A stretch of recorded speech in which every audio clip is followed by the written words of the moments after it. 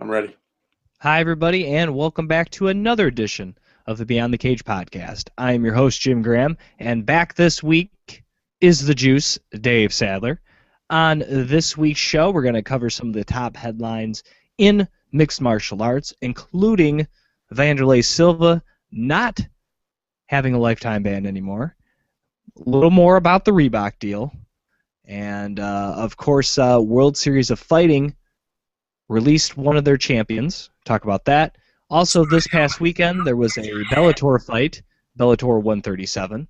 And, of course, there was a UFC fight, UFC Fight Night 66 from Manila. We'll break down those cards. And we're going to pick the main card fights for UFC 187 this weekend from Las Vegas. Two title fights on the card on pay-per-view for this Memorial Day weekend.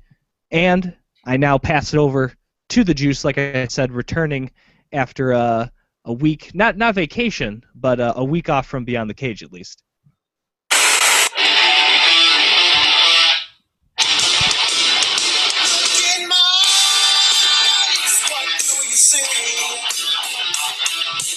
Cult of a person. I think that my following on the show was like a cult. Is that fair to say? A cult. Yeah, that's fair. That's fair to say. A cult is Let me go to my Twitter real quick. A cult is 275 people and less, right? Yeah, I would say so. Okay, because that's how many followers I have. So, twitter.com/vigilantejuice. Yeah. Sorry about last week. Had a lot of stuff going on. Got to see my kids do their play at their school. That was fun.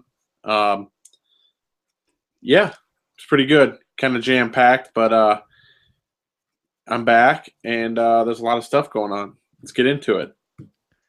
Yes, there is. Let's start first here.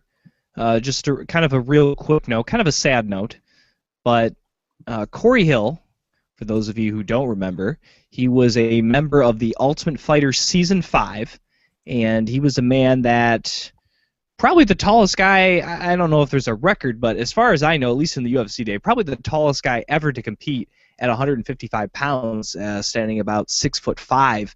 And for those of you who remember, he was the guy before Anderson Silva that broke his leg while throwing a leg kick. And kind of until Anderson Silva did that against Chris Weidman, was kind of like, the poster boy for, having a kick checked, for something horribly going wrong in the octagon. Kind of up until Anderson Silva, that was about the most devastating injury the UFC had seen. And he, obviously had to go through major, surgery. That was back in 2008. And he was able to return about 2 years later in 2010, but he was never kind of able to get back into a rhythm enough to get back into the UFC, going 4-6 since the leg injury. And he ended up dying this past weekend, and it's complications from a fungal pneumonia is what ended up taking the life of Corey Hill. The family has set up a memorial account, and this is courtesy of MMA Junkie, at the Eastern Colorado Bank, 444 East Pikes Peak Avenue, Unit 300 in Colorado Springs, Colorado, 80903. And also there is a GoFundMe page for the Hill family, and as of right now, the GoFundMe account for Corey Hill and his family is at about $1,500, and they're looking to raise $100,000. Of course, this is not only for funeral, but obviously medical expenses suffered in his final days. So, kind of a sad note, but Corey Hill, a guy that unfortunately will be remembered for that leg break. Yeah. First things first. It's sad anytime somebody passes away, somebody young passes away. There's not a whole lot to say. Dies way too young. I know that this probably isn't how you thought I was going to go, but the whole Corey Hill thing, if you followed it, they were saying, I believe it was last Wednesday, if I'm not mistaken, or Tuesday, or maybe even later in the week. But he said everybody reported that he had died, and that was actually not the case. He was alive, and he died the following day. And it really drives me crazy when these media types just throw things on Twitter that they heard from a very credible source, blah, blah, blah, that, Corey Hill had passed. Somebody said that Pat Miletich was in the hospital and that he knew for a fact that Corey Hill had passed, and then he didn't. It was the next day. What drives me nuts, Jim, is when we talk about stories on here, we don't just throw stuff together. We kind of make sure that stuff's right. We don't just go kind of off on tangents about what we think may or may not have happened or whatever. But the fact that some of these guys can write stories, send out tweets saying Corey Hill's dead, and in fact he's not, and then they just move on to the next story about how, 3 guys missed weight at Bellator or whatever. Like, there's got to be something. If I make a mistake at work, I'm reprimanded at work. These idiots make mistakes in their writing. I mean, they not even an apology tweet. You know what I mean? And it drives me nuts. Yeah, definitely not good reporting by some of the MMA media here. And it's one thing, I guess, if you mess up, this fight was booked instead of this fight, or you put in the wrong date for a fight that is booked, or wrong event, or something like that. But to get wrong someone dying, I hate to kind of belittle what happened, but I feel like that's a relatively easy thing to double check. I mean, right. I'm pretty sure if you call the hospital and say, hey, I'm Joe Bob, reporter from XYZ, I was wondering if you could update me on the condition of one of your patients, Corey Hill, if he's still alive. I feel like that's pretty easy to do. Right. And, yeah, something that probably should have been done. Now, again, it's still unfortunate he passed away. I gave all the information to the GoFundMe page. And he's a guy, you see the leg break and stuff. It's, the reason I think it's sad, like you said, young, obviously 36 years old, but he's a guy that pretty much had his career taken away from him from one action. Yep. One kick not only changed his career, but changed his life. Because obviously for those 2 years, he had to go through major rehab just to walk again, let alone get back in a cage and compete. Right. And to now suffer, this fungal pneumonia that ended up taking his life is just crazy. I don't know what else to say. The guy, he got dealt a raw deal, I guess you could say. Yeah, and just think, even after the leg break, when was that? Do you remember what year that was? Yeah, 2008 was the year of the injury.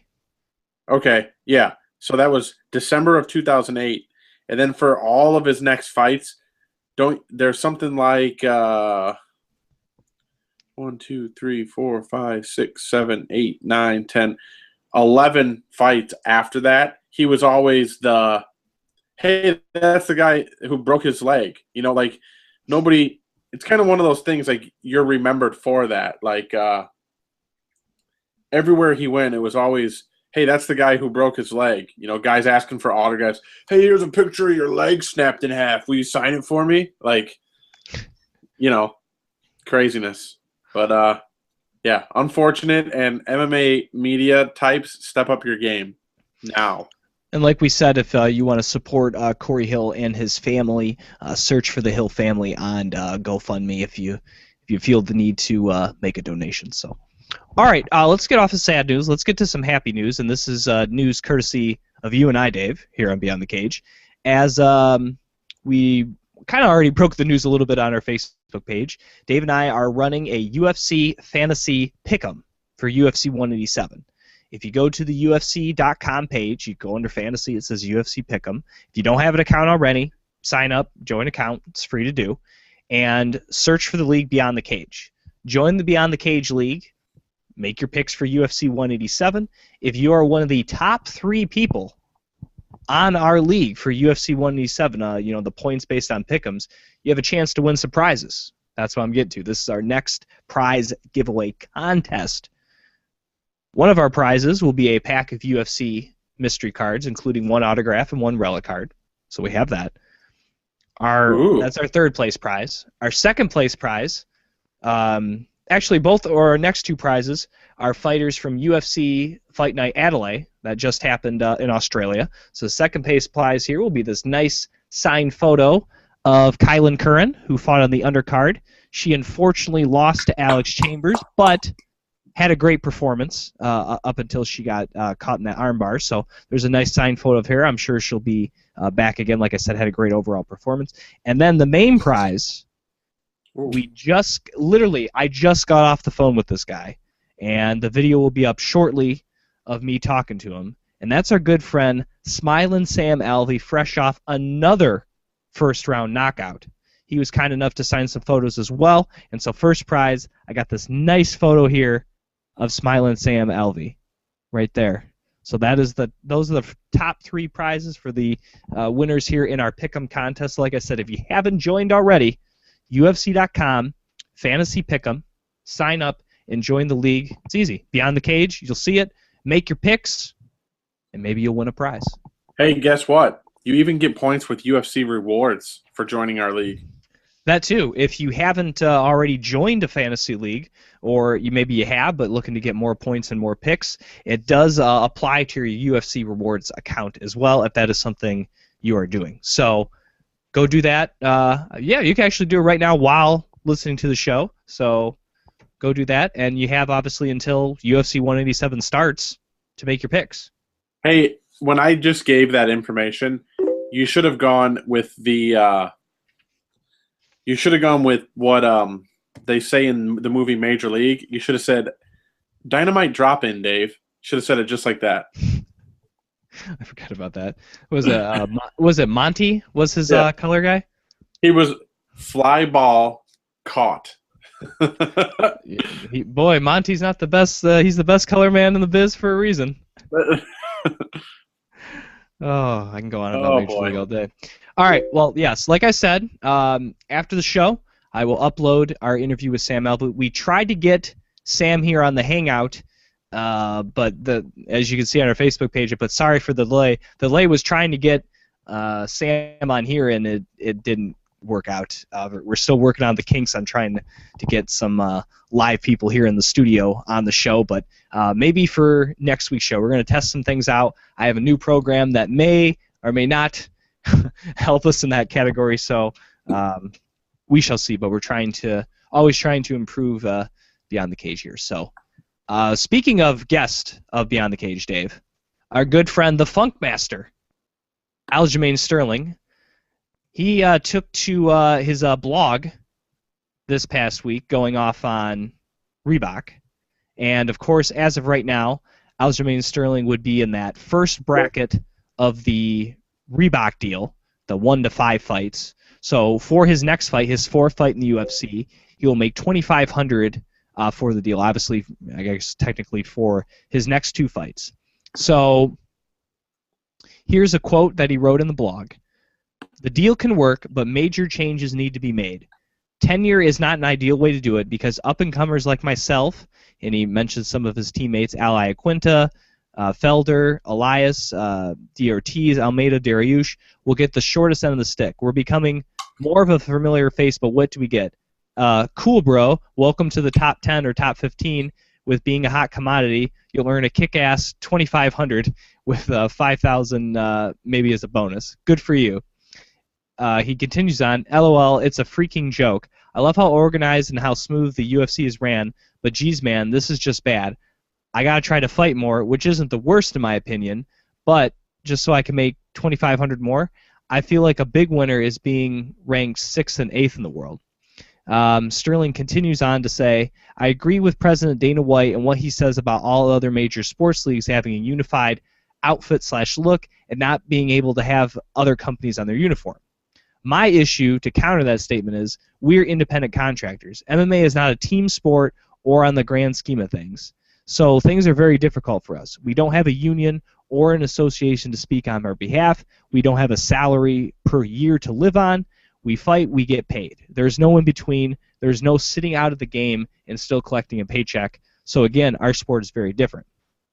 So kind of looking over that, and we've kind of gone on and on again about the Reebok deal, but of course, with Aljamain being a former guest, I think what he's saying, is correct. But at the other time, and you'll hear this in the interview with Sam Alvey, it still doesn't limit fighters from doing things outside the cage. It still doesn't limit them from gaining some kind of like a salary, so to speak. Your sponsor will send you a check once a month because you mention them X amount of times on Twitter. You did a Vine post, or you did a quick video for Facebook, or you did a fake Facebook thing, or you appeared at an event for the sponsor, or you signed autographs on behalf of the sponsor, so on and so forth. But I think just as it is as an in-ring sponsorship, it is going to hurt guys, and I don't think that fact can be denied.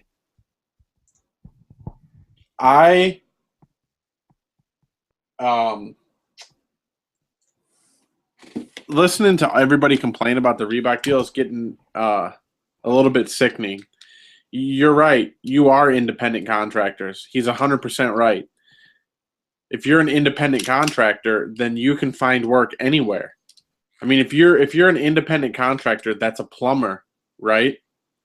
You could do the plumbing at my house, and then you could go to your house, and then you could go to Darren Crookshank's house. You can go wherever you want to make money. If you're an independent contractor, opt out of your deal, attempt to go to Bellator if you think that you can swoon some big company. I get it. Aljamain Sterling is going to be, a very hot prospect, or he is a very hot prospect right now.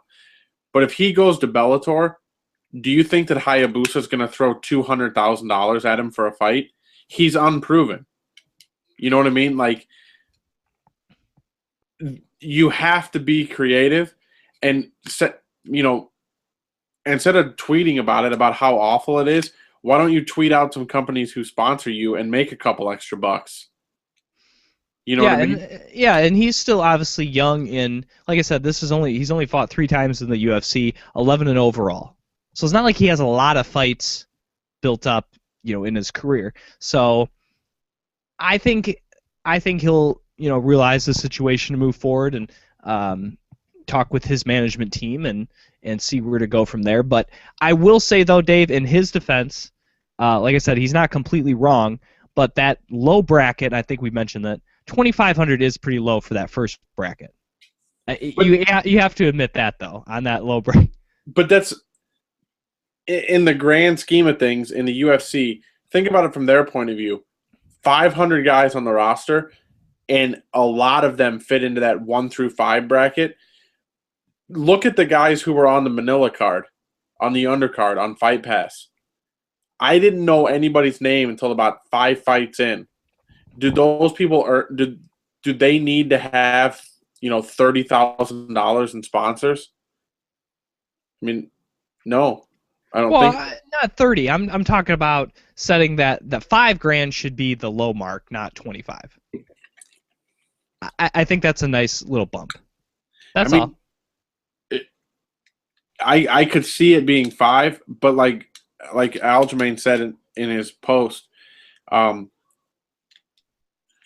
he needs to fight, and having more fights isn't the worst.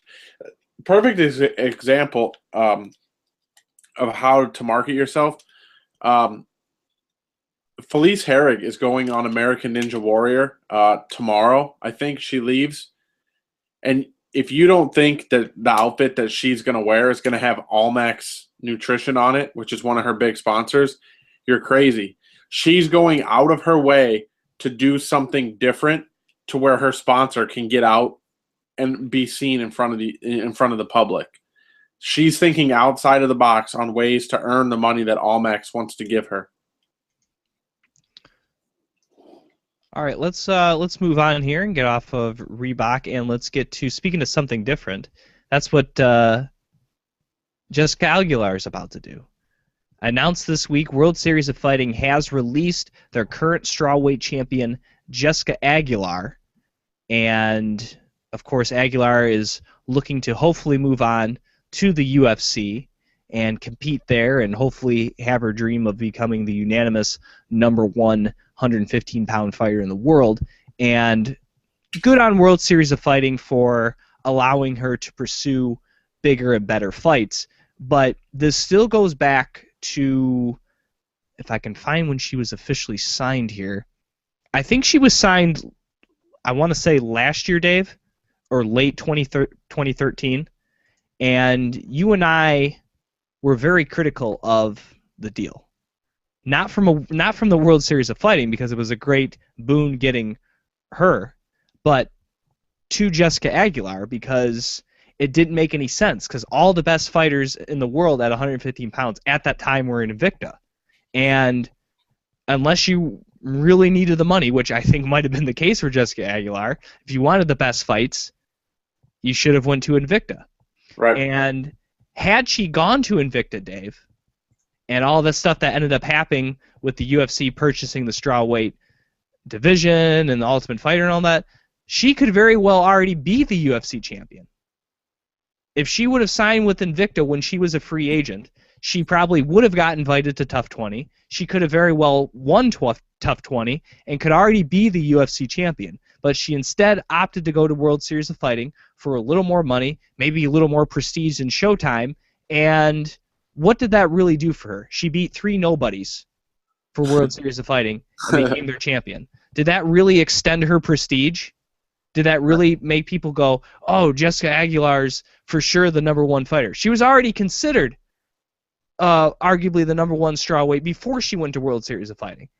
And she didn't do anything to really disrupt that, but she didn't do anything to make it seem unanimous. And also those fights, Dave, other than the first one where I think she submitted her, the girl, the next 2 fights were decisions. It's not like she's going out there and finishing fools. So if anything, she might have hurt her kind of image a little bit. Yeah. Going to World Series was kind of strange, like you said. Coming to the UFC is good. It adds somebody who's a credible name to their division. It's a pretty wide open division right now where there's lots of interesting fights. And I noticed that her and Carla are kind of going at it, throwing PED usage and all these other things back and forth at one another. I'd rather she just show up and not beat a bunch of nobodies and beat somebody that I've heard of before. And, then we can get on with the trash talk. I got to believe with that trash talk, Dave, if they can get her signed relatively quickly, I'd like to see Esparza and Aguilar. And obviously, if Aguilar can beat someone the quality of Esparza, you got to believe that puts her right on a title shot. And for Carla, maybe not exactly a title shot right away, probably just because of the way she lost to Joanna, especially if Joanna keeps her title against Jessica Penne. That obviously still does wonders for her in trying to get the title back if she can beat someone like Jessica Aguilar. So I'm hoping that's the first fight we see, just because, like you said, there's already been talk between the two. But obviously there's a lot of girls out there. Obviously, you still got Joanne Calderwood. I know Tisha Torres and Rose actually has a fight this weekend. Randa Marcos is coming off a win. There's a couple of top girls she can take on besides Carla right away that I still think puts her in a position with a win to get a shot at the title. Yeah, I would agree. Another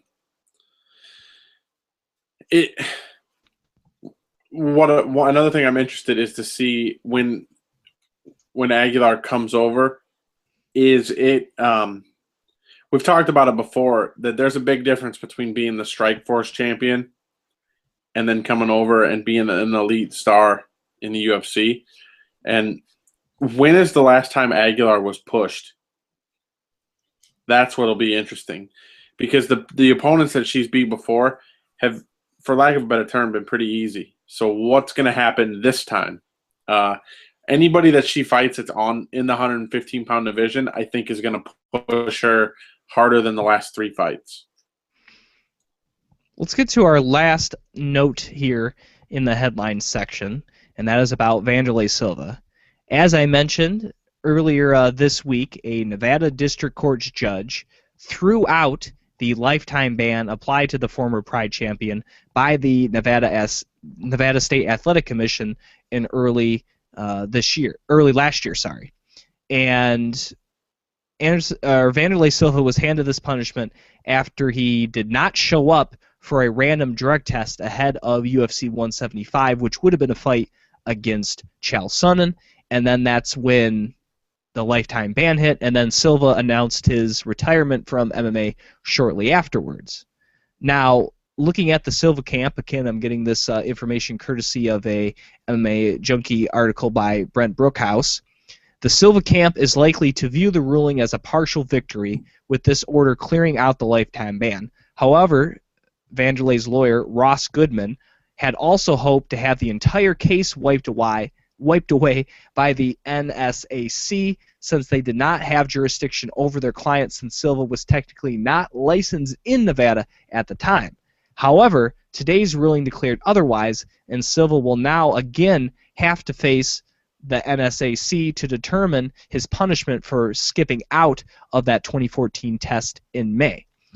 Also, you got to look at the fact that his contract remains in limbo. Currently, the UFC technically still has rights to him, but they may not immediately care to utilize his services, but instead kind of keep him tied up until his non-compete runs out to keep him from jumping to a rival promotion such as Bellator or ONE FC or, heck, even World Series of Fighting. Officials within the NSAC have announced plans again for harsher violations that will start September 1st, and Silva's team is likely to argue that any new policies would not apply to the Brazilian fighter, since of course his offense took place long before the event. Now, while I guess again this is good news for Vanderlei Silva, I think as we mentioned, Dave, a lifetime ban was pretty harsh to begin with. I'm kind of glad that got thrown out. I guess maybe shouldn't be surprised it took this long, but I'm glad that they're finally going to address the main issue, punishment for him failing the test. And kind of once that takes place, we can kind of see whether or not the UFC wants him, whether he even wants to still fight or whatnot. But I kind of think it helps him a little bit because, you know, his legacy, you know, the whole thing with Chael, and there was that intercation, you know, at that convention, and then this happened, I think was definitely tarnished and hurt. And I think at the very least, Dave, he can maybe kind of get some vindication and kind of maybe go out as the legend he is and kind of maybe get back a little bit into the good graces of the UFC. And, you know, he talked, we talked about this a couple weeks ago, them adding, you know, different levels to the UFC Hall of Fame, and this can maybe allow him to get his place amongst, you know, some of the greats of MMA as well. A real quick drop in on the Hall of Fame. I just received tweets that tonight, Wednesday evening, they are going to announce on UFC Tonight who's going into the Hall of Fame next. So if you're watching us live or shortly thereafter, tune in tonight. I do have one update to that, though, Dave. It will not be Frank Shamrock. Got it.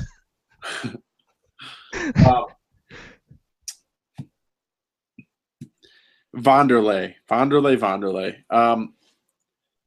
There's no way the UFC is going to utilize him.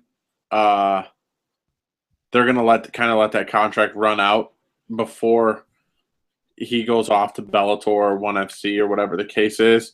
That's what I would do from a business perspective. You know, what does Vanderlei have to prove in the cage? You know, for him, it's just got to be a money grab now. But either way, the lifetime ban is probably pretty good that they lifted it. But it'll be interesting to see how the hearing goes down, to see how serious the Nevada State Athletic Commission starts hammering these situations out, because they got a lot coming up. They got to talk about Vanderlei. They got to talk about Anderson Silva's failed drug test. They got to talk about Nick Diaz. They got a lot of stuff going on. So, you know, are they going to drop the hammer on these guys? Are they going to get warnings? What's going to happen? So interesting time over at the Nevada State Athletic Commission. I will say that he may get some type of fine and maybe some type of 6 month suspension or whatever, but I think when he announced his retirement, I think actually, to be honest, Dave, I think that was legitimate. I don't think it was just because he received a lifetime ban. I think he's done. Like you said, he doesn't need to get back into the cage. And I hope the UFC, once this is all done, terminates his contract or whatever. And it's not even going to Bellator in terms of fighting. Do you remember, I think it was either early this year or late last year, when they kind of tried to bring him in with like that Legends tour they've kind of been doing at a couple different spots where they have him signing autographs and kind of be like a brand ambassador. They've done that with Fedor and Hoist Gracie. Ken Shamrock is obviously now fighting, but they kind of did that with him as well. And just to do something like that, I think is maybe what his future is, or maybe he'll join Rich Franklin, running ONE FC. Who knows? But just to let him kind of move on and go to the next stage of not only his career but of his life. I hope the UFC will do that for him. Yeah. I think what ends up happening on if they utilize him, how they do it, I think sometimes it's going to come down to the fact that Dana lost out on a pretty good fight with Wanderlei and Chael, a fun fight with those two. And it's like, not that his feelings are hurt. That's really not what I want to say, but for lack of a better term, that's what it is. I wonder if Dana's feelings are hurt, kind of, that Wanderlei kind of walked away from a big time fight like that. So yeah, interesting times at Zuffa. What are they going to do with him? Well, they don't have real quick. Hopefully his feelings not too hurt because we all know what happened with Chael Sonnen not just shortly after that. What I mean? So let's not put it all on Wanderlei, because then, Chael had the failed test, and then he even lost his job as an analyst. True. So, yeah, that whole situation was a mess. Now looking back at that. Oh. All right, well, speaking of Bellator 137 was this past weekend in Temecula, California, shown there on Spike TV. 4 fights were shown on the main card, and the first fight of the evening at 135 pounds, Darion Caldwell against Rafael Silva. And while Caldwell, a guy entering this fight, Dave, only 6-0, taking on a guy that's definitely in the top 20 in the world at 135 pounds, and Rafael Silva, former title challenger. I don't know if it was just simply Caldwell's wrestling or what, but the Rafael Silva we saw in that fight, Dave, did not look good. It looked like a guy that just, I don't know if his strategy was to hopefully just go for submissions, or if it stayed standing out striking with him, or he completely underestimated a guy that was a national champion wrestler, or what. But Caldwell did what he's done to a couple opponents. I believe this is his second or third Bellator fight, so I'm not trying to criticize Caldwell too much, but I feel like for a guy at the level of Rafael Silva, who's taken on strong wrestlers before, like Joe Warren, he did not perform well like he did against Joe Warren, a similar type guy, and it just felt to me that Rafael Silva just kind of threw this one in the bag and didn't really try to do anything to give Caldwell any grief. Yeah, like you said, Silva was a title challenger, moving to the top of the division, and then it just one of those we've talked about it before. It's just one of those days where it looks like a guy just doesn't show up.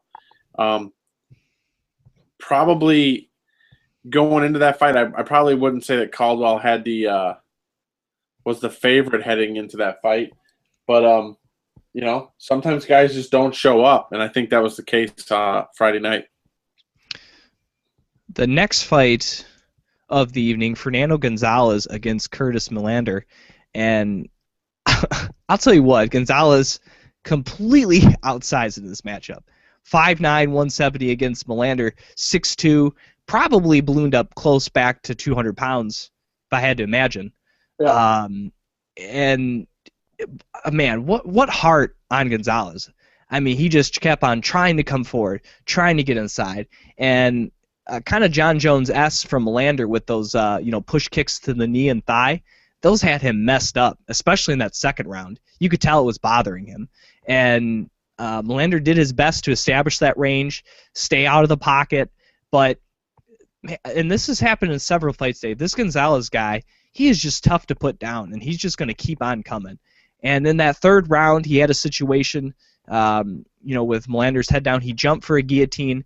It slipped out, and I thought, man, if he would have tried something like that earlier, he might have got it, but now they might be too sweaty. And despite the slip out, Gonzalez tried again. He's like, this may be my only chance to win this fight, is to get this guillotine right here and now. So he tried it again, and lo and behold, he gets the tap at 114 into the third round. And I believe, if I'm not mistaken, this is his third win in a row in the Bellator cage. I'm going to double check that right now. But another finish victory. This is now actually his fourth consecutive Bellator victory, his second finish. Since coming to Bellator, Dave, he has done nothing but impress. I mean, look at the guys he's beat so far. Karl Amasu, Carl Parisian, and Mario Zaramskis. And now he adds this comeback victory over Curtis Melander. I tell you what, he's got to be on a short list, for title contenders. I know Paul Daly, after his sloppy performance kind of got passed over. I'm thinking Paul Daly Gonzalez for a number one contender coming up next here. Yeah, there's an article I read on Junkie on this computer. He says that I think I'm close to getting the title shot. If not the title shot, I think I'm close to getting that title shot. If not the title shot, I'm next. I just want to fight big names. Whatever happens with Lima and Korzhikov, I'll be ready for the winner. I've won 4 in a row, and no one else in the welterweight division has won that many in a row. And he says he's coming to finish every time. So saying the right things, and he makes a pretty valid point that maybe he should be next, or if not next, he should be should have dibs on it after the next guy. And then really for Melander, this is the second time in a row he's been finished by a choke. Obviously this time he had a little better performance than when he fought Brendan Ward, but it goes to show you, you can't keep your guard down. And I think that's kind of what he did, Dave. I think when he slipped out that first time and Gonzalez tried it a second time, I think he was maybe a little overconfident, like, nah, he can't, not going to get me, in this. And right. I think maybe let his guard down, and I think that's what allowed Gonzalez to get the finish there. All right, let's get to the co-main event of the evening. Eduardo Dantes against Mike Richman, former 135-pound champion Dantes, looking to bounce back after losing his title against Joe Warren. And obviously this fight almost got scrapped. Mike Richman missed, not only did he miss weight, he wasn't even close, as I believe he weighed in at 139. But Dantes ended up taking this fight. And I found an interesting fact about this while they were doing the broadcast. Any knockout finish that Mike Richman has had, Dave, have all been in the first round. Any fight that has gone past the first round, Mike Richman has not knocked anybody out. Interesting. I had no idea. So if he doesn't get you in the first round, he's not going to get you. That's a fact. That's not just a generalization. And I think in the first round he really did surprise Richman, Dantes, that being with the takedown. That is not something that Eduardo Dantes characteristically does. And I think kind of with that takedown, he took Mike Richman by surprise. I think won that first round. Second round, Richman was like, all right, if he's going to try to take me down, I'm ready for that now. He's not going to surprise me with a takedown attempt. And I think really shut him down, and I think was stalking him, and I think did land some hard shots. And then in the third round, Dantes did land a takedown, had some ground control, but something that obviously he's a lot better at, Mike Richman, kicks. And started throwing a lot more kicks, had a couple of those spinning back fists land, and I think did just enough to get the victory. Obviously, that third round was really close. I mean, I wouldn't have been too surprised had the decision went down for Richman. I wouldn't have been that shocked. I thought Richman fought characteristically like he normally does, kind of sprawl and brawl. Would have liked to see him be a little more active. But for Dantes, He threw in the takedowns there, but I actually thought Eduardo Dantes did not have a great performance. This is a guy that I always thought had great stand-up.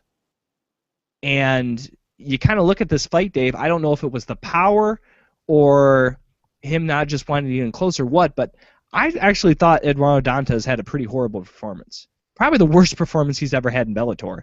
And I think he's lucky that Mike Richmond kind of showed up out of weight or off weight, and I think off his game. Because I think if Mike Richmond, makes weight, doesn't have that kind of bouncing around his head about losing money and stuff, I don't think that performance beats Mike Richmond in that scenario. Yeah. First of all, I was shocked that Richmond missed weight. He's never even been close to missing weight in any of his previous fights. Yeah, especially now his third fight at 135. You think he'd, figure that out. Right, which that was a little bit shocking. And I would tend to agree that the fact that you go through a fight camp, you're going to be the co-main event of a big fight. A win here kind of cements your spot in the top 2 or 3 within the division. And then you come in, your weight won't come off. And in the interview, it said that he just stopped. He just stopped sweating. And, I mean, you can't make your body sweat anymore. Once it's done, it's kind of done. So it's like that's out of his head. Now he's losing money. If he wins the fight, he has to win the fight in order to make money. I mean, that's a lot of pressure, a lot of different things going on in your head, and something that he's never done before. Every other time he shows up, he makes money for weighing in. And if he wins the fight, he makes a little more, little check if he knocks somebody out or whatever the case. And I think, like you said, if the mental part would have taken care of itself, I think Richmond wins that fight 9 times out of 10. And you mentioned something, too, about the kicks. We need to ask every fighter that we interview, why do people seem to shy away? I would say 80% of the fighters shy away from the leg kicks. I wonder, what the logic is behind that, because it drives me nuts, Jim. If you land a leg kick early in the fight and it stings the guy, why wouldn't you just continue with it? I know that's sidetracking, but yeah, I don't know what the official tally was, but as far as I know, I think Mike Richmond maybe threw 2 kicks. Yeah, I mean, but if it works, what And how many kicks did Dantes throw? What, 50? You know what I mean? Right. Yeah, I mean, again, Dantes, I don't think is getting a title shot off of this. In fact, I would like to see Dantes Richmond, maybe a rematch with Joe Warren, maybe Dantes Rafael Silva. I know Silva's coming off a loss, but I like that. And then maybe because they both lost, Dave, we see a Warren Richmond matchup, kind of get those 2 guys back. And then I think for the number 1 contender for Galvo, I'd like to see LC Davis against Caldwell. I could go with that. That's what I would like to see, and the winner of that against Galvo. Now, of course, Dantes, I think, puts himself in there if somehow those guys are injured, not ready to go, because let's not forget he knocked out Galvo in the 2nd round about 2 years ago. So that's going to help his cause, and the fact he's obviously the former champion. But I'd hate for him to get a title shot for this performance, is what I'm saying. It was not the Dantes that we even saw in the loss against Joe Warren or in some of those other victories. But let's get to the main event here, and Brandon Halsey against Kendall Grove, middleweight title. Speaking of missing weight. Yeah. Well, I think if you thought his victory over Shlemenko was a fluke, that he just somehow, got that submission. I know Kendall Grove's maybe not as good as Shlemenko, but still a very formidable opponent. Kendall Grove had no answer for Brendan Halsey, plain and simple. It really, I think it was the 2nd round, Dave, was about the only time they had a prolonged stand-up, and obviously you saw Kendall Grove's way better at stand-up than Brendan Halsey. But other than that, this was domination. And they kind of mentioned that, if it goes to the 3rd and 4th, that's really going to favor Kendall Grove. Halsey's too muscle-bound to throw with that power and keep up that pace. But I thought he performed very well in rounds 3 and 4. And I don't think the power suffered one bit. I mean, you're obviously going to be tired. I don't care who you are. You may not be, maybe Halsey was definitely tired. Maybe not Faber Edgar level of conditioning, but you're definitely going to feel it. And he just kept on coming with power. I don't think his power diminished at all. And I think that he proved that he's not a fluke. He's not some guy that, just happened to submit Alexander Shlemenko. I think he proved that he's legit 180-pound fighter and deserving of being their champion.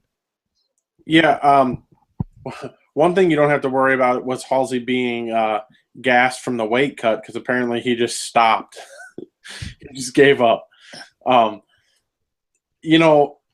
Like you brought up a very good point.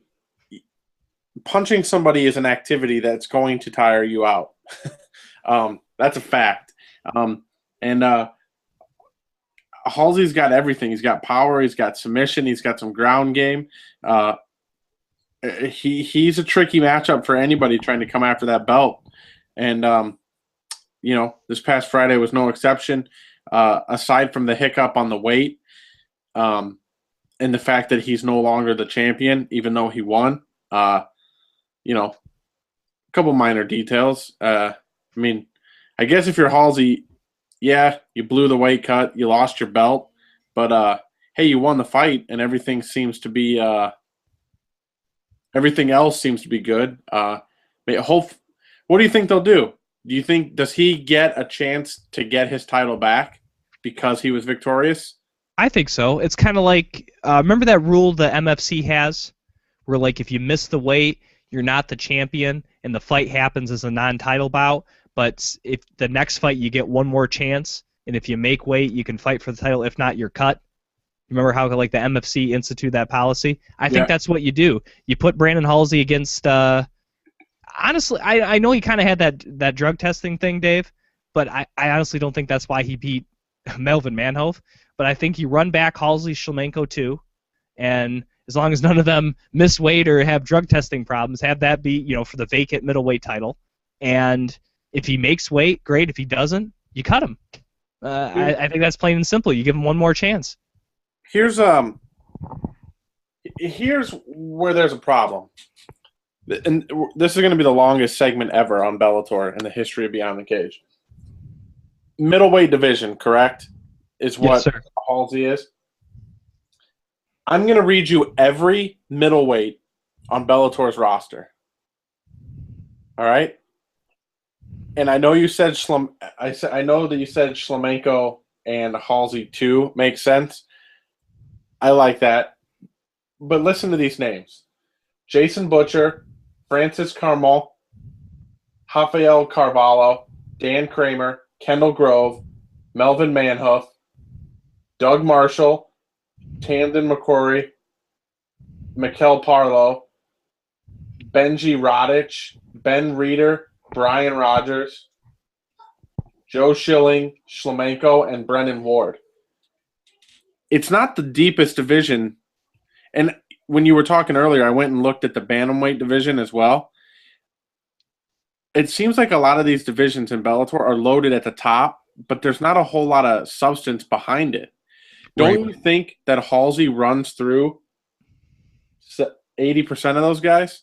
Yeah, and half those guys you mentioned, Dave, have moved to other weight classes.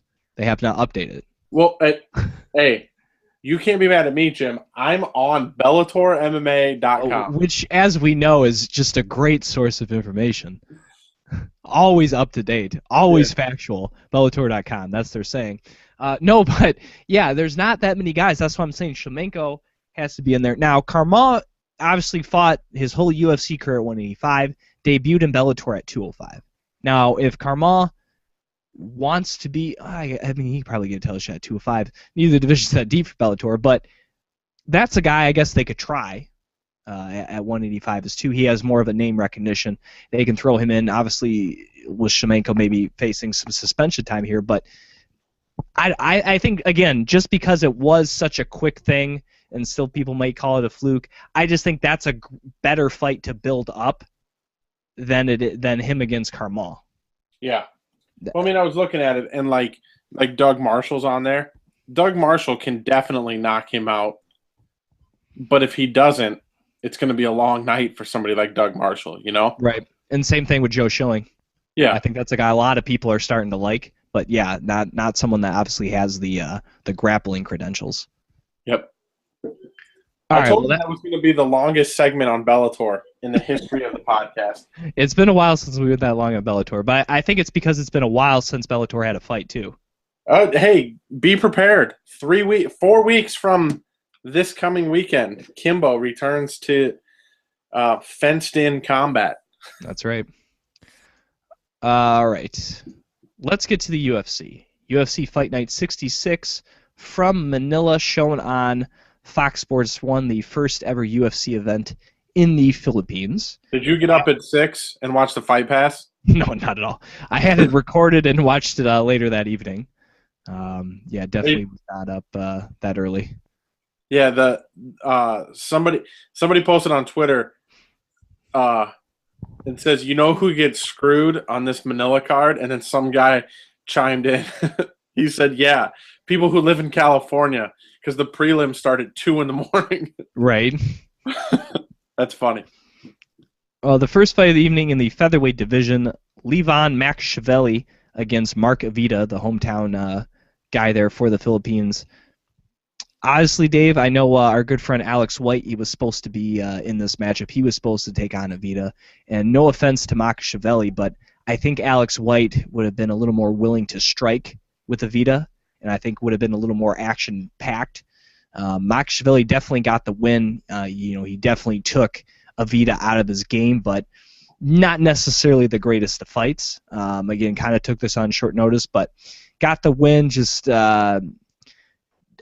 got 7 takedowns. He outstruck him 63-36, but I think when he took him down, he didn't do a whole lot with it. It was simply a control thing. And obviously, I think for Makashvili to make an impact in this stacked featherweight division, you got to do something when you're on top, because there are a lot, Avita's, proved, I think, in the brief flashes we saw, he's a solid striker, but there's a lot more guys in this division that are dangerous off your back. And if you're not going to do anything, you're probably going to get submitted. The guy I can think just right off the top of my head, Charles Oliveira. That's a guy you can't just take down and lay on top of. Yeah, and it was Levon. He was the guy that was the short notice. Is that correct? Or Makashvili was the one that filled in on short notice. Yes. Yeah, and to that point, when you come in on short notice like that, like Alex White did, another way to get noticed is to come in and make a statement like Alex did. What did he have, a first-round TKO? Yeah, you got your win in your first fight, but to make a statement, which I'm sure he wanted to do, finishes are usually what get that done. But like you said, not the most exciting fight, not the best fight to kick off the card, but hey, they all can't be Nam fan Leonard Garcia. Right, and the next fight also kind of a dud, another split decision, as the man known as the next Anderson Silva, Dave, Philippe Nover, took on Yul Chul Nam, better known as the Korean Bulldozer.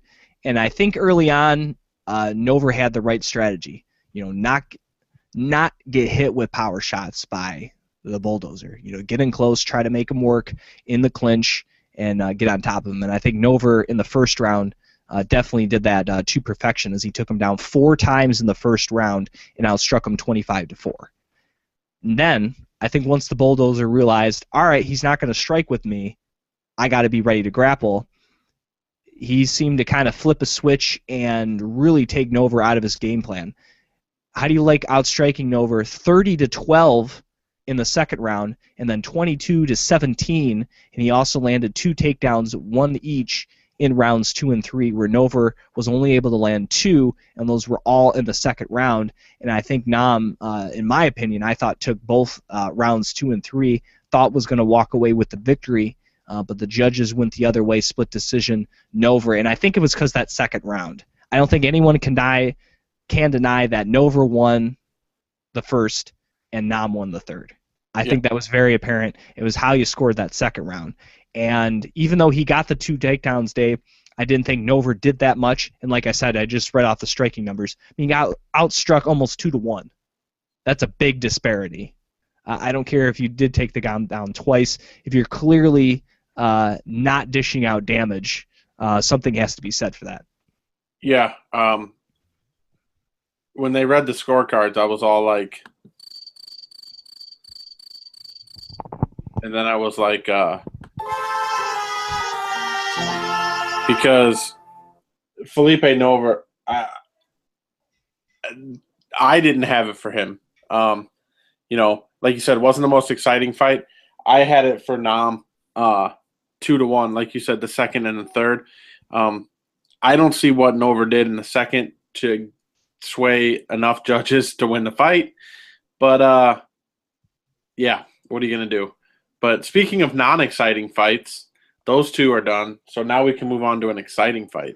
Absolutely. Neil Magny against Hyun-Gyu Lim. Boy, this was good. I mean, Lim had him rocked early. I mean, he was hitting him with a big overhand right. I think he landed a left, body shot, knees. I mean, he had Magny in all sorts of trouble. Magny was able to recover, get in the clinch, get a takedown, and with that takedown, Dave, that led to him outstriking Lim 44-15 in the first round. And after that takedown, more of the same, another early takedown by Magny. And get this, Dave, in the second round, en route to the finish at the 124 marker in the second round, he outstruck Lim 20-0. Shut him out. And another impressive victory. And for those who thought Neil Magny was just a guy that grinds out decisions with wrestling or, stick and move tactics, his last two fights, I think, have proved otherwise, as he's not only won, but he's dominated his opponents. And I think it's time for Neil Magny to face somebody not only that people know, Dave, but somebody that's ranked. And I got a perfect. A lot of guys we can throw out, and you're about to throw out a guy here right now, but I think maybe next to John Fitch, who I think won 7 in a row before he finally got a shot at Neil Magny. Neil Magny he already tied that record for most wins a year. He is very close to probably setting a record for most wins without getting a title shot. I think if he wins one more and he doesn't get a title shot off it, he will have had the most consecutive wins in UFC history without one of those being a shot at the title, which is absurd. Neil Magny was ranked 15 5 days ago. Neil Magny is currently ranked 13th by these amazing rankings on UFC.com. The fight, to me, that makes the most sense, and they can book it July 25th in Chicago, which would be sick, would be Neil Magny against Tarek Saffiedine. Absolutely. 100% agree. I was about to say that. Yep. You didn't say it. Absolutely. Perfect candidate.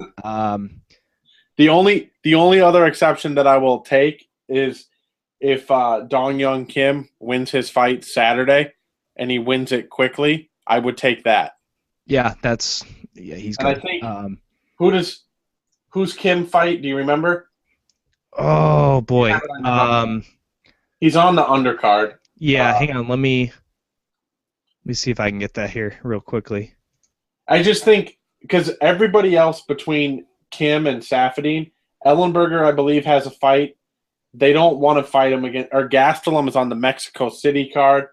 Rick Story doesn't make sense. Thiago Alves doesn't make sense. Hang on, I am getting it right now. Dong Hyun Kim against Josh Berkman. Right, and it's one of those.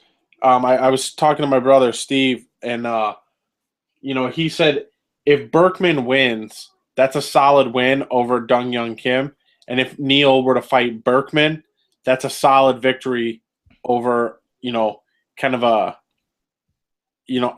solid name. At least people have heard of Berkman before. But the problem that I have with anybody other than Saffiedine or Kim is that what have those people done to deserve to fight Neil? Neil's won 7 in a row. And you cannot book Neil Magny against Rick Story, the number 11 guy, because then when Neil wins, he's going to move up 2 spots. Even if he gets I don't think this is going to happen, But if Neil were to get steamrolled by Tarek Saffiedine, it does one of two things. It shuts up everybody who says, hey, he needs to fight somebody a lot higher ranked. Okay, he did and he got destroyed. Now he goes back to fighting guys you've never heard of. Or he wins, and then everybody's on the hype train. Ooh, who's this Neil Magny guy? I hear he's won 2 fights in a row, or whatever Right. it is. Yeah, But, it's got to be somebody up there. yeah. Hey, you seen this? Yes. How about that? Alpha Cat Zingano, and boom! 3 members of the Elevation Fight team. Yeah. It's unfortunate that he does train with Brandon Thatch because, God, that'd be an exciting matchup. Yeah. I was just getting ready to say that. Who is Rick Story fighting? I honestly do like. I love Tarak Saffiedine, the matchup there, Dave. Like I said, but I honestly think it would be a solid fight him against Story, just because Story, a shorter guy, 5'9". You got Neil Magny 6'2". Rick Story hits like a truck. It's an interesting matchup. But like you said, I think Saffiedine has a little more prestige, and is a guy that I think can match footwork and sticking and moving with Magny. I think presents a little different challenge.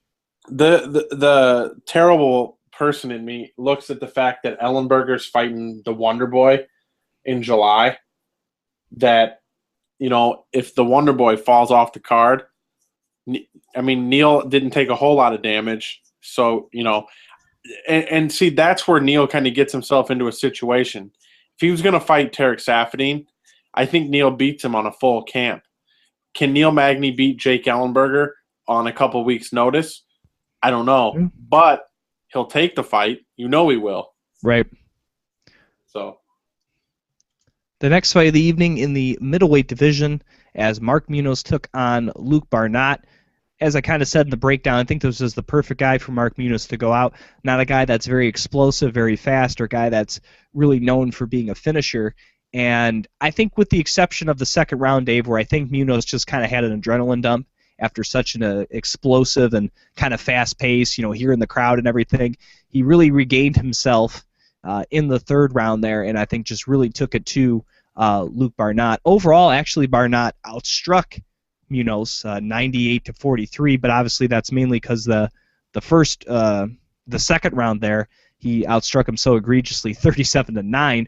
Overall, looking at the takedowns, Munoz had 9 takedowns, and obviously the 2 rounds I think he clearly won. He had 4 in each of those, that being the first and third, and the judges actually ended up giving him every single round with the exception of 1, Barry Foley, but overall a good performance from Munoz, a performance definitely worthy of going out, and he got to do it in front of his native, his country of origin, so to speak, there in the Philippines. And like he said, he didn't get to accomplish everything he did, but he definitely went out on top. Yeah, obviously that's not going to lead to a title shot, Jim. No, Mark Munoz, solid performance. Like he said, and like you just said, he didn't really get to accomplish everything that he wanted to. But he was also able to kind of, like he said, he was able to enlighten people and pass on knowledge and all that kind of stuff.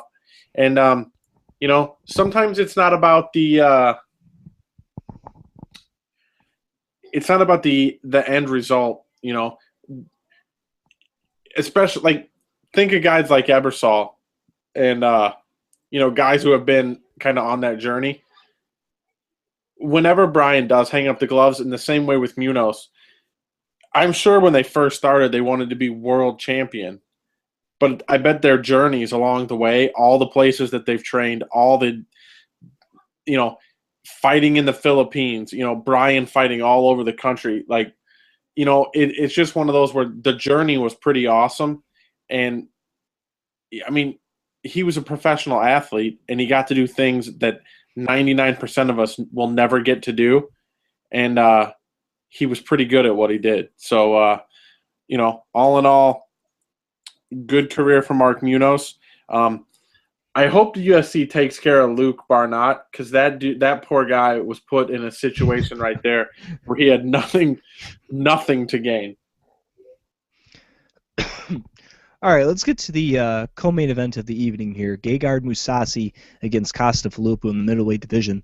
And I'm going to be honest, we talked about some of the guys in the Bellator card not showing up, but I think of the guys that fought here at the Philippines, I thought Costa Filippo maybe had the worst performance.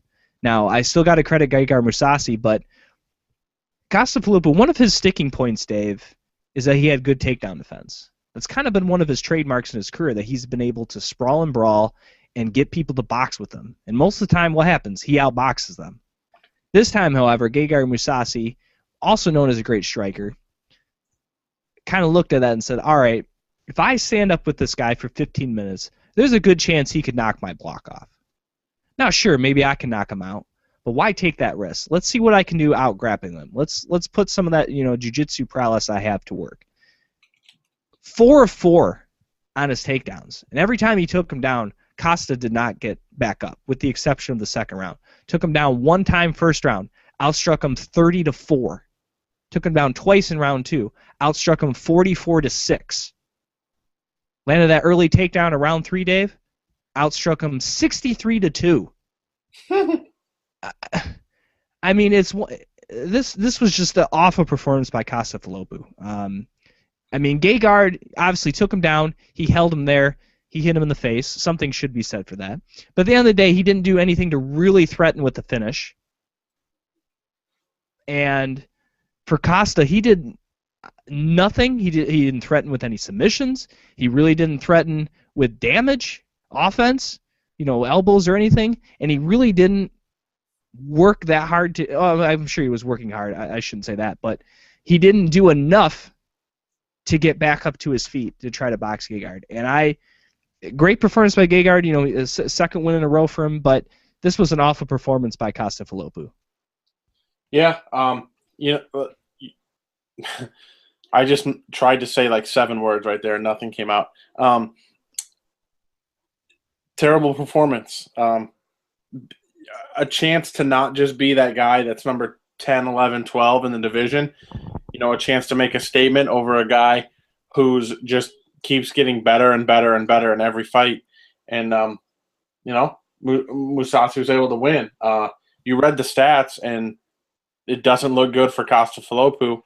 And, I mean, not to be all dramatic, but that's pretty much the end of the title hopes, you would think, for Costa Filippo, because he's got to go back through guys like that. He's got to go through guys that are going to grind, be grinder. If he has performances like that, again, he can't beat the Yoel Romeros, the Tim Kennedys, the Michael Bispings. He might be able to sneak by CB Dalloway, but I mean, a performance like that is not going to get him victories against those guys. He got outstruck total. Now I read you the round by round total 137-12. That means he landed less than 1 strike per minute. So, to me, that's not showing up. It's one thing to lose, Dave, and get taken down, but that's not showing up. That's plain and simple. What wasn't I saying earlier that punching is something that will make you tired? Maybe not in this instance. Maybe Let's get to the main event of the evening. Frankie Edgar, Uriah Faber, 145 pounds. I will say first off, I was surprised that every single judge gave every single round to Frankie Edgar. I do think Frankie Edgar won. I will say that. But this fight seemed a hell of a lot closer than Frankie Edgar winning every round. I think you can legitimately make a case for Faber probably winning 1 and 2, definitely one of those rounds. And I think rounds 3 through 5 were probably Frankie Edgar's because he started mixing in the takedowns. And for Uriah Faber, one thing I think that hurt him is that he didn't really try to take Frankie Edgar down. He's officially credited with 3 takedown attempts, but honestly, I think legitimately maybe once he tried to take him down. Credited with 3. And I think also the difference was the output. Now, this obviously Frankie Edgar outstruck Uriah Faber, but just looking at the output in terms of thrown strikes, Frankie Edgar threw 266 strikes in this fight. Okay? Uriah Faber threw 150. And that, to me, is the story of this fight. Frankie Edgar was attacking, throwing volume, and Faber was trying to counter, but he wasn't countering enough, and when he was landing with the countering, it wasn't hard enough to throw Frankie Edgar off his game. And then you add in the wrestling attempts, obviously not overly successful. I mean, 5 of 13 is not a great rate, but 13 times he tried to do something different to throw Faber off his game. And that, to me, is the story of this fight. Frankie Edgar was doing more on offense, regardless of it being successful or not, whereas Faber was content with just trying to counter. And I think Uriah Faber, when he looks at the tape of this fight, will go, I have to throw more if I want to compete with someone like Frankie Edgar and some of these other guys. That to me, was the difference, just the output and diversity of offense, and that's why Frankie Edgar got the W. This, to me, this fight was a perfect chance. How do I want to say this? If you watch this fight in a whole, and then you had to submit one piece of paper that said who you thought won, I think this was a perfect example of not needing the scoring. You could watch this fight and see how the ebb and the flow of the fight went, but you could tell that Frankie Edgar won this fight. He might have dropped 1 or 2 rounds, but he was dominant enough for a larger percentage of the fight to where there was no question that Frankie Edgar won the fight.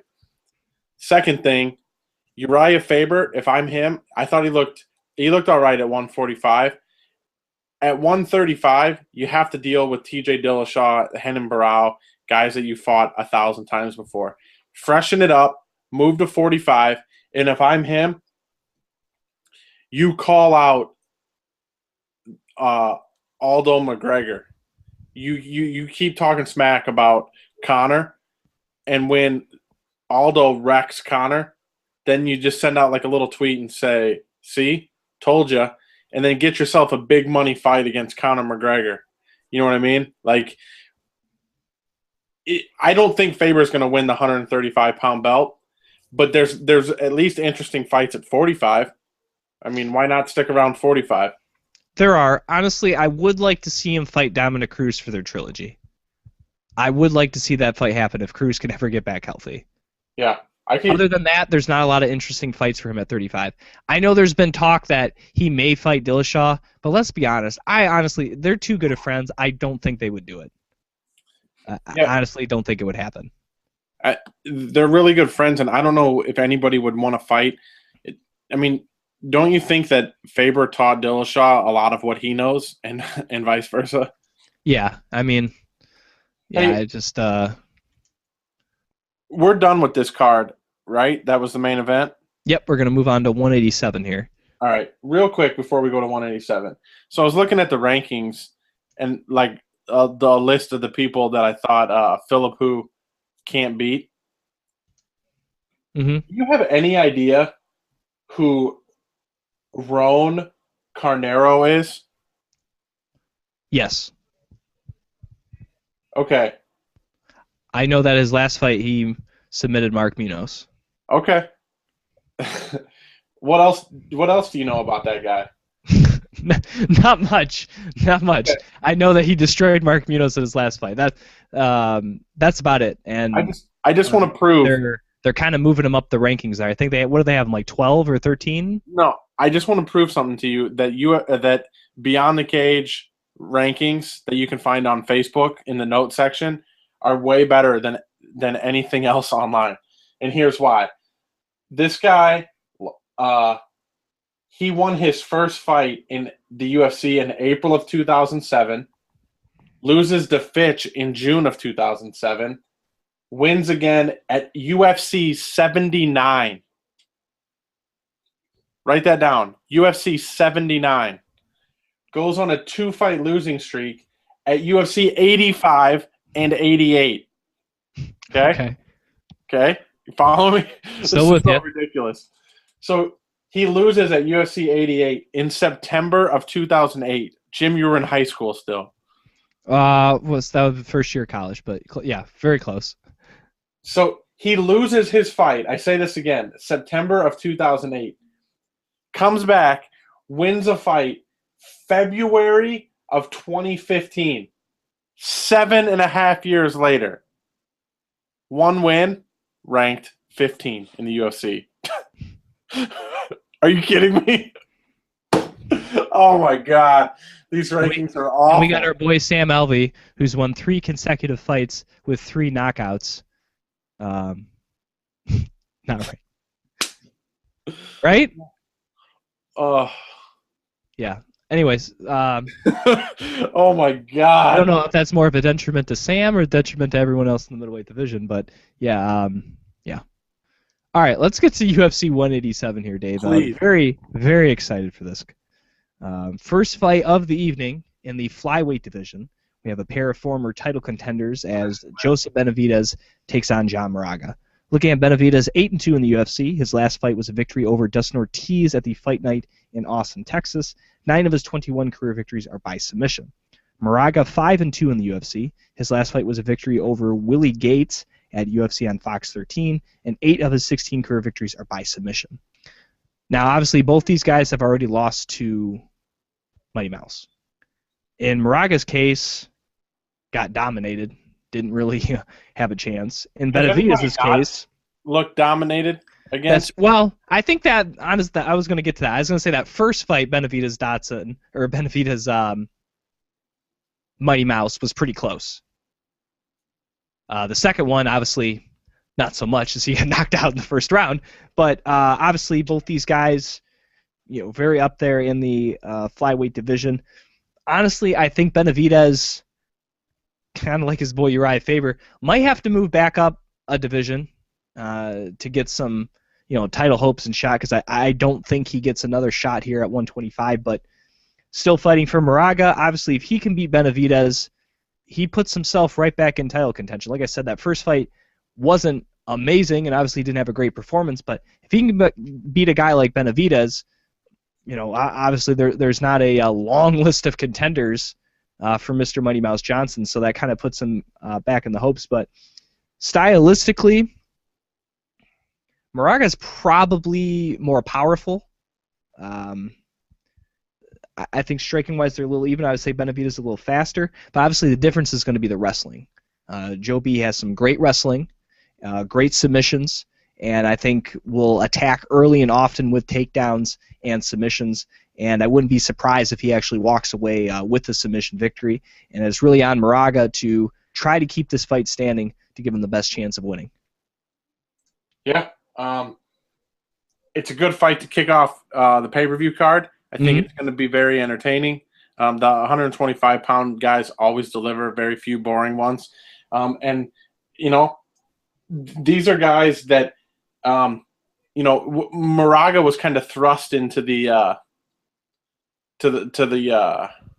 title fight. When was the title fight? Was that 178? I think so. But it was very early on in his career. I mean, he only had 2 fights in the UFC before getting that shot. Yeah. But this is one of those right here where this is one of those moments for Moraga. If you can beat Benavidez, you can kind of shut up all the naysayers, and you can give yourself another shot at it. For the people who didn't think that you could do it, type of thing.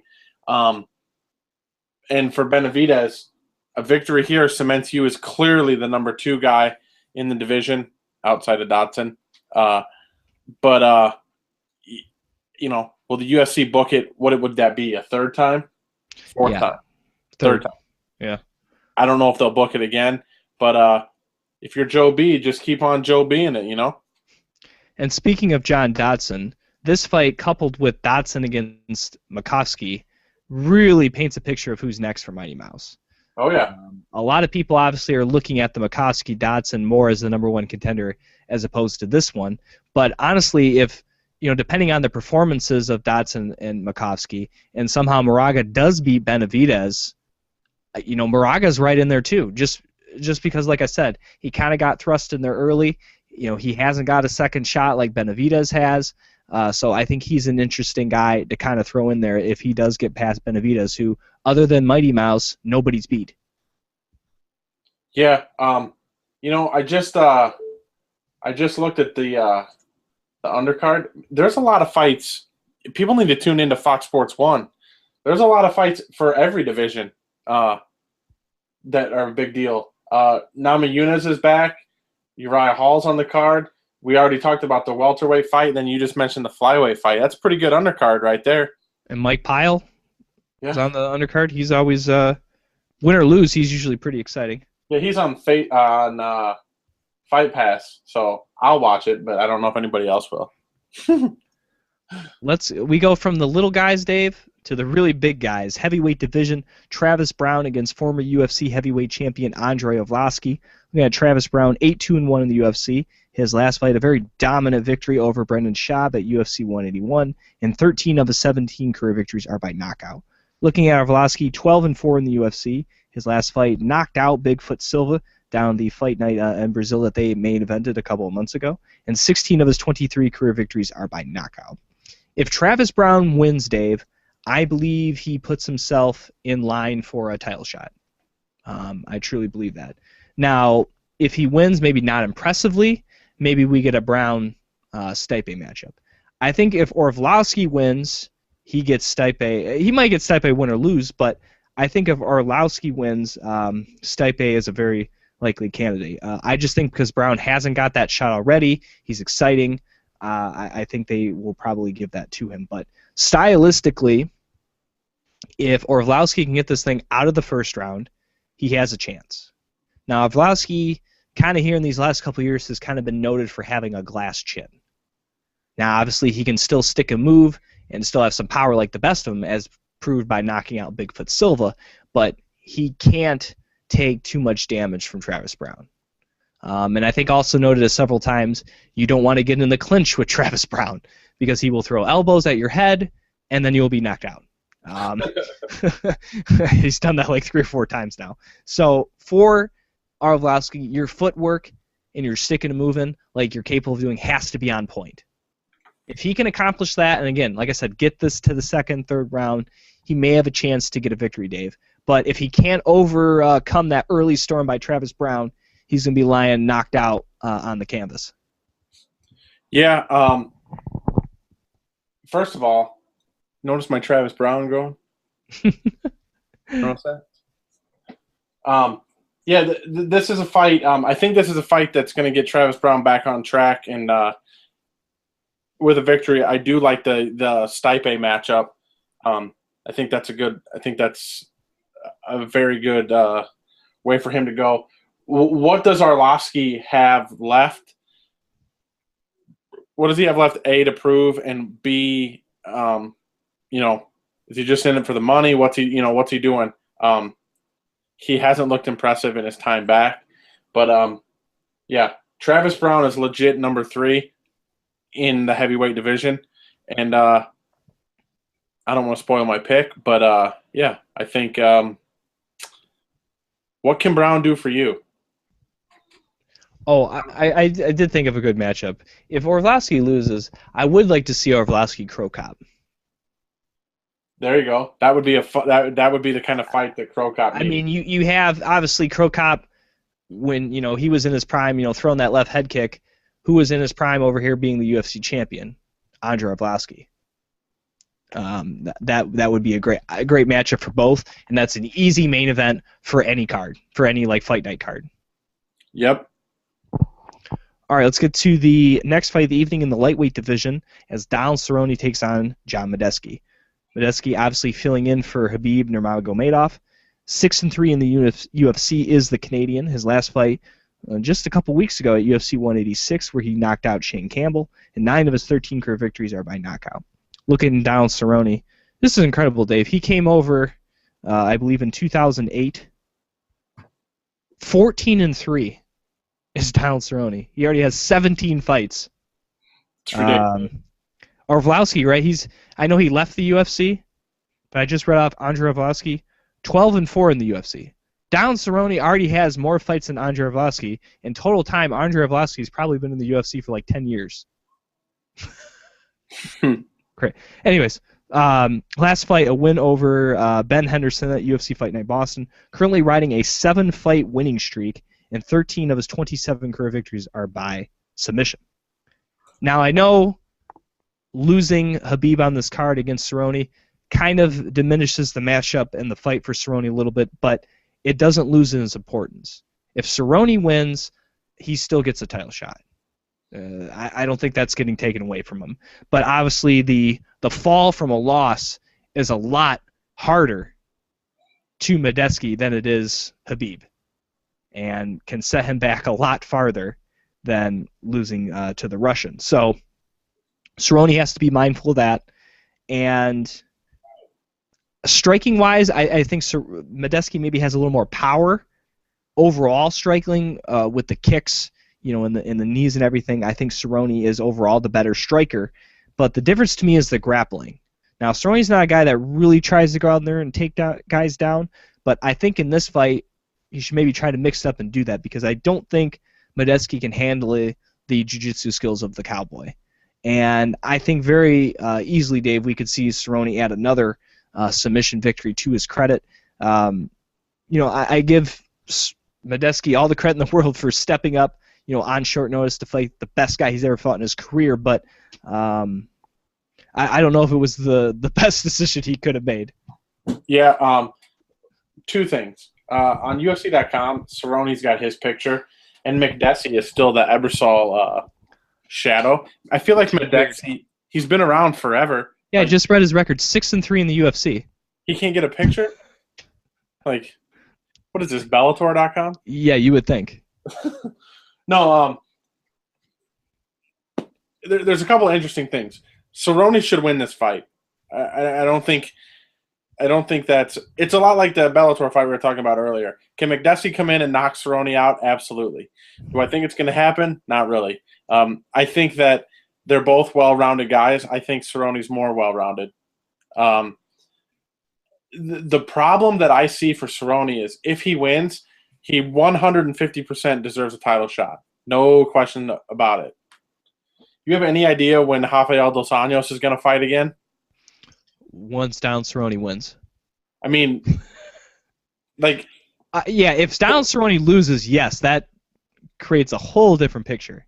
But I guess my thought is Cerrone's good with like these changing opponents and doing all this kind of stuff. He's kind of like Neil Magny, where he doesn't care. He'll just take a fight. And that might be to the detriment. I don't know if Cerrone's the type of guy, if he wins on Saturday and they say August 6th in Nashville, you're fighting Rafael Dos Anjos for the belt, and Dos Anjos gets hurt and they push it back, 5 weeks, Cerrone will take another fight. He could, you know what I mean? Like that, yeah. Like, I want Cerrone to have a title shot. I feel like he deserves it. Everybody else is hurt. I mean, why can't he have a shot at the belt? But it's gonna get. It'll be interesting to see if he'll sit out, and dedicate 6 weeks just to one guy. Like, that'll be an interesting little kind of sidebar if he does walk out victorious on Saturday. And really, the whole lightweight division is kind of depending on him winning. Because if he loses, there's not a number one contender ready. Well, we could let me just double check here. These trusty... I mean, then that throws someone like Michael Johnson or Tony Ferguson as the guys on the biggest win streak. Okay, so here we go. I don't know if either one of those are ready for a title shot yet. Yeah, Pettis is one, and he's hurt. Just had surgery. And off a loss. He's out for a while. Cerrone, Gilbert Melendez, isn't he coming off a loss? Yep, 2 Pettis. Yeah. Benson Henderson, he's been, lightweight, welterweight, whatever. Michael Johnson's good. Is he title shot good? I don't think so. Edson Barbosa's good. Is he title shot good? No. Coming off a loss. Jury. No. Jury coming off a loss. Yeah. Bobby Green coming off a loss. Eddie Alvarez coming off a loss, right? Right. Yeah. So isn't it weird? Obviously, Habib's hurt, and I think when Habib comes back, they want him to have a fight to prove that he can be healthy. Right. So I don't think he gets a title shot upon this another injury return. I I was unaware of this, but did you know that Gilbert and Alvarez are fighting on 188? I did not. That's a great fight. I think it's because I'm looking so much forward to this fight. I've been having blinders. Yeah, Gilbert and Eddie Alvarez at 188, and it's the co-main event. Like, how did that fight just get thrown on and nobody realized it? Well, between John Jones and Reebok. And that great Bellator card. Right. All right, let's get to the co-main event of the evening for the UFC Middleweight Championship of the World, as Chris Weidman puts his title on the line against former light heavyweight champion Vitor Belfort. Looking at Belfort, 13-6 in the UFC, currently riding a 3-fight winning streak. But let's not forget, Dave, his last fight and his last victory in that streak was all the way back in November of 2013. 17 of his 24 career victories are by knockout. Looking at Weidman, 8-0 in the UFC, undefeated still in his career. His last fight, also a while ago, he defended his middleweight title against Lyoto Machida. That was all the way back in July of last year. And 5 of his 12 career victories are by knockout. So both these guys, Dave, are coming off of long layoffs. At least in the case of Vitor Belfort, he's been relatively healthy in that long layoff. Weidman has suffered 2 injuries that have kind of moved this fight against Vitor Belfort back. Finally set here for Memorial Day weekend. Whether that will hinder him or not, I don't know. The story of this fight to me is if Vitor Belfort can tag Weidman early. I believe if he cannot hit Chris Weidman with something significant in the first 10 minutes, he's not going to win this fight. And obviously, we know Weidman, a big 85, kind of showed some issues of slowing down in the Machida fight. But I think if he's able to survive the first 10 minutes, take Vitor Belfort down with no issue, he can not only walk away with the win, but possibly a knockout. But to me, that first 10 minutes is very telling, because that's when, to me, Vitor Belfort is his most dangerous. I think Vitor Belfort is the faster striker. I think he hits harder, and he's the more diverse striker. But he's not the better grappler. And that's something that obviously is going to be his mind. Can he stop the takedown? And after 10 minutes, whether he's either getting off on striking or getting taken down for 10 minutes, and again, that's to me is where we're going to see the winner come out of. So that first 10 minutes is what I'm going to be all focused on, and that to me is really going to dictate how this fight plays out. And like I said, if Vitor Belfort can't hit something significant, I don't think he wins the fight. I agree. The one thing, like the Machida fight, Machida's got like that good counter striking, and Vitor's got that like the roundhouse kicks and all that kind of stuff. Kind of, if you want to compare him to someone else like Matt Brown, he has that overwhelming style. Right, but Chris Weidman, I think Chris Weidman might be the most mentally tough fighter in the UFC. He fought Anderson Silva twice and never once bowed down to the, caved to the games that Anderson Silva likes to play. So if Vitor comes in there, he's going to be calm, cool, and collected if he starts throwing those spinning kicks and all that kind of crazy stuff. And I think that Weidman's going to break Belfort. He's going to break his will. Like you said, the grappling, you have to give the edge to Vitor. Or to Weidman. Wow, I screwed that up. But after 10 minutes of the fight, is Belfort even going to want to stand up if he keeps getting taken down and eating elbows and all that kind of stuff? This is another one of those things. In a fight like this, I don't think there's a whole lot of pressure on Chris Weidman. Don't you think there's an awful lot of pressure on Vitor Belfort in this fight? There is and there isn't. There is from the standpoint of, can he be the third person in UFC history to win a title in 2 different weight classes? Can he prove that he's back? Can he prove that, he can do this without TRT? But at the same token, Chris Weidman's got hurt, time and time again. It's almost been a year since his last takedown or, title defense. And say what you will about beating Anderson Silva, there's still somehow some doubt about this guy. And, people talk about the conditioning issues against Machida. I think Weidman has a lot to prove in this fight. And I think if he can go out there and beat Vitor Belfort and, like you said, take him down, break him, I think that validates Chris Weidman. And I think that really puts him on the map and arguably could put him as the pound-for-pound #1 fighter in the world. I mean, you beat Anderson Silva twice, Lyoto Machida, and Vitor Belfort, and you're undefeated. That's a hard thing to contend with. Yeah, well, it's not even that. Everything you just said is 100% true, Jim.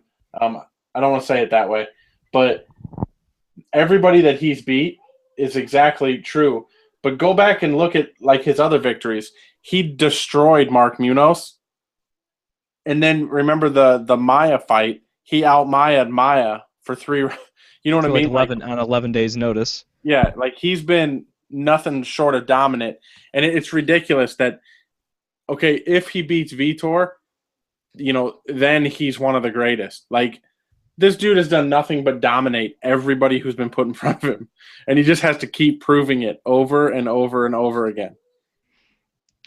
Main event of the evening for the UFC Light Heavyweight Championship of the World, the vacant Light Heavyweight title, as Anthony Rumble Johnson will take on former Strikeforce Heavyweight Grand Prix winner Daniel Cormier. Looking at Cormier, 4-1 in the UFC, his last fight, his first loss not only in the UFC but in his career, to John Jones for the light heavyweight title. Of his 15 career victories, 6 are by knockout. Looking at Rumble Johnson, 10-4 in the UFC. Since leaving the UFC after losing to Vitor Belfort, he has gone on and won 9 consecutive fights, including his latest, a knockout victory over Alexander Gustafsson in his home country in the first round at UFC on Fox 14. And of his 19 career victories, 13 are by knockout. This fight, Dave, is very interesting because Cormier, on paper, a guy that fought at heavyweight for the majority of his career, arguably could be heavyweight champion if his best friend and training partner, Cain Velasquez, wasn't the heavyweight champion.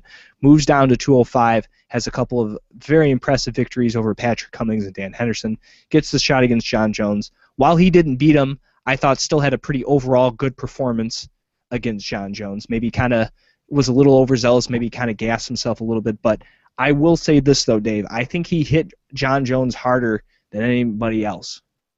I think that's a fact. Daniel Cormier definitely has severe power, but at 205 definitely makes a severe weight cut, and I think is not the same level of conditioning that we saw at heavyweight, and that's something I think he has to learn better now in his second fight scheduled for 5 rounds, how to pace himself.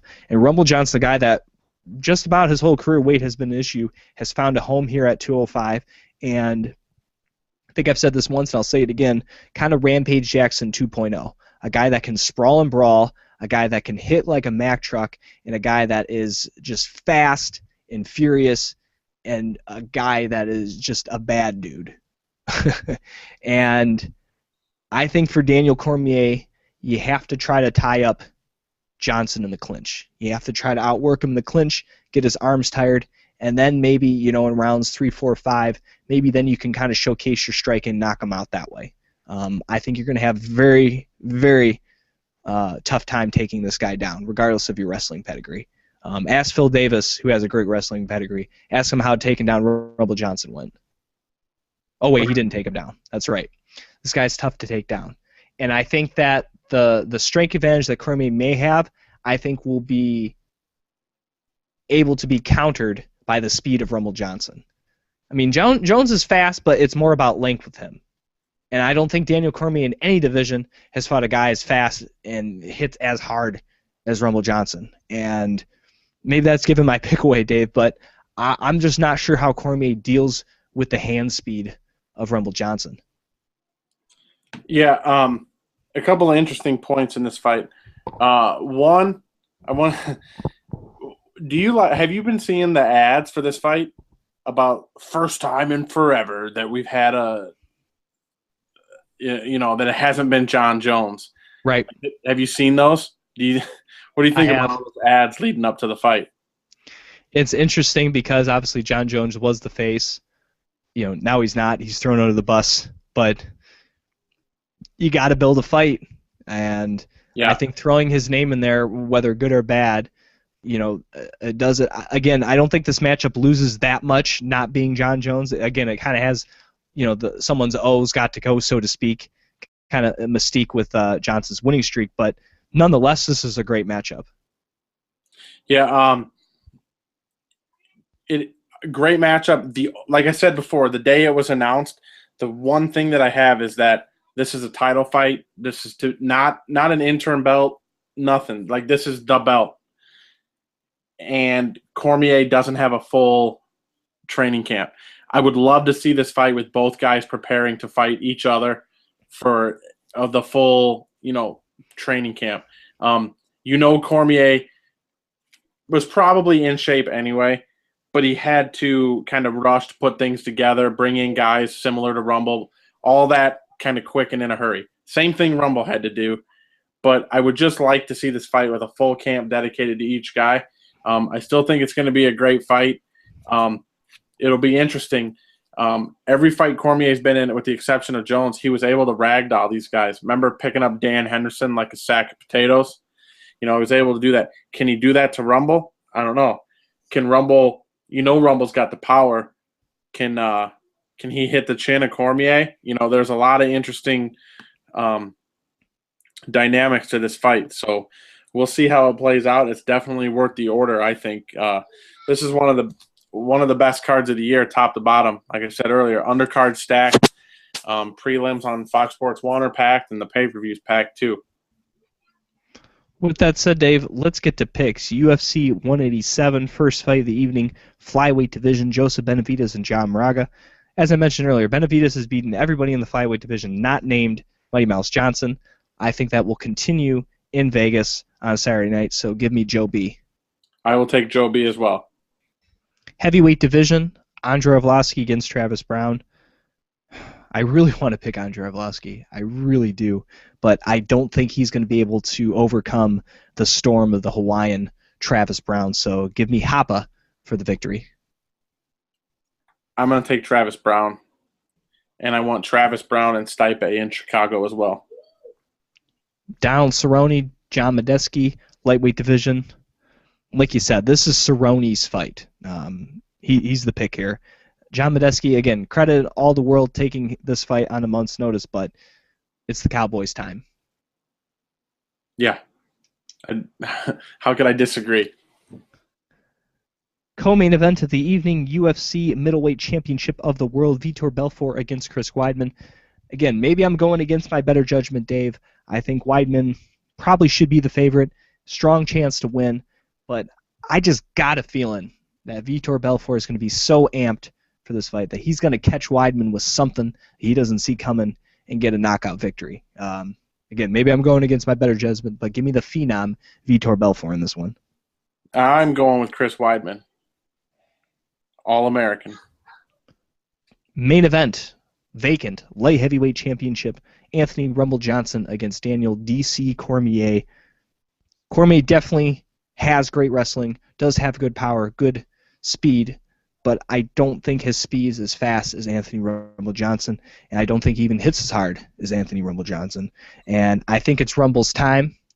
He's just looked like an absolute monster in his last couple fights. Like I said, 9-fight winning streak. The way he dismantled Alexander Gustafsson. Speaking of time, I think it's Rumble's time, and we're going to see Anthony Rumble Johnson be the 205-pound champion of the world. Yeah, I'm going to go with Rumble, and I'm going to leave you with a Steve Sadler quote from Twitter. Follow him at Vigilante MMA. Let this sit there for you, Jim. Oh, excuse me. If Anthony Johnson wins, has he already cleared out the division, destroyed Gus, won't fight Rashad, Phil Davis gone, and no John Jones? Also, if he wins the fight, basically, like as Steve was saying, the division's wiped out. How about this? How about Rumble Johnson wins the belt? If Travis Brown loses, how about Rumble Johnson against Stipe? I could dig that. I mean, could you argue? I mean, you could argue that he's got fights. He's got fights that he could take in both weight divisions. He That's certainly correct. does. Well, before we end the show, of course, let's reiterate, I will have an interview with Sam Alvey up on the YouTube page very shortly. Had a great time talking with Sam. He talks about, obviously, the win over Dan Kelly. What's next for him? He talks about the whole, perfect tan across the chest. Talks about, fun with his family and whatnot. So we had a lot of fun talking with Sam. Of course, as I mentioned earlier, speaking of Sam, we have a contest to win a signed photo, not only from Smilin' Sam, but also UFC Adelaide fighter Kylan Curran as well. If you join our UFC Fantasy Pick'em League on the UFC website, again, the league is Beyond the Cage. Make your picks for UFC 187. The top 3 point getters will have a chance to win those signed photos over there that I just showed, and a chance at a UFC Topps mystery card pack, including 1 autograph card and 1 relic card as well. So I want to reiterate that. And I want to reiterate, like Dave said, he's on Twitter at VigilanteJuice. I'm on Twitter at Jim Gramm. Like the show on Facebook, facebook.com/BeyondTheCagePodcast. And of course, if you haven't already, you probably have.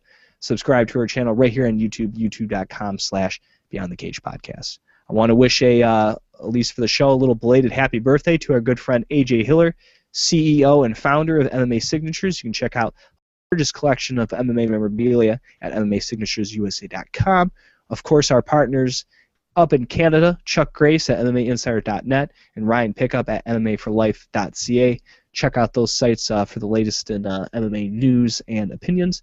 And am I missing anything else, Dave?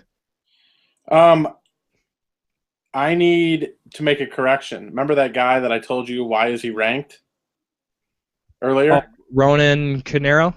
Yeah, so apparently UFC.com sucks, and it only lists UFC fights on there.